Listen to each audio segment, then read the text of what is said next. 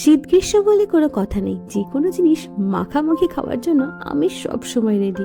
তাই বর বাজার থেকে এনেছিল কিছু পেয়ারা, তো ভাবলাম যা আছে সেগুলো দিয়ে একটু মেখে খাওয়া যাক। তো প্রথমে ভালো মতো ধুয়ে সেগুলোকে ছোট ছোট করে কেটে নিলাম। তারপর বাড়িতে ছিল মিক্স ভেজেস আচার। এটা স্বাদ কিন্তু টক টক ঝাল ঝাল, যা মাখলে দারুণ লাগবে।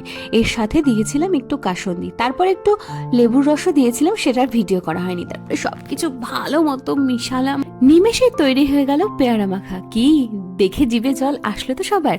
তারপরে ভাবলাম টেস্ট করা যাক, আর মুখে দিয়ে ওয়াও, এত টেস্টি হয়েছিল যে কি বলবো। এরপর তো মনে হচ্ছিল আমি নিজেই দোকান খুলে বসতে পারবো। যাই হোক, পেয়ারাটা ছিল একটু পাকা, ওই জন্য ওই মিষ্টি স্বাদের জন্য মাখার স্বাদ আরো ডাবল হয়ে গিয়েছিল। তারপরে ভাবলাম একটু বরকে খাইয়ে দেখা যাক। তো ওকে খাওয়াতে ও বললো জাস্ট ফাটাফাটি হয়েছিল, কিন্তু আমার মেয়েটাও তাকিয়েছিল। দুঃখের বিষয়, ওকে খাওয়াতে পারলাম না। যাই হোক, তোমাদের কেমন লাগলো জানি।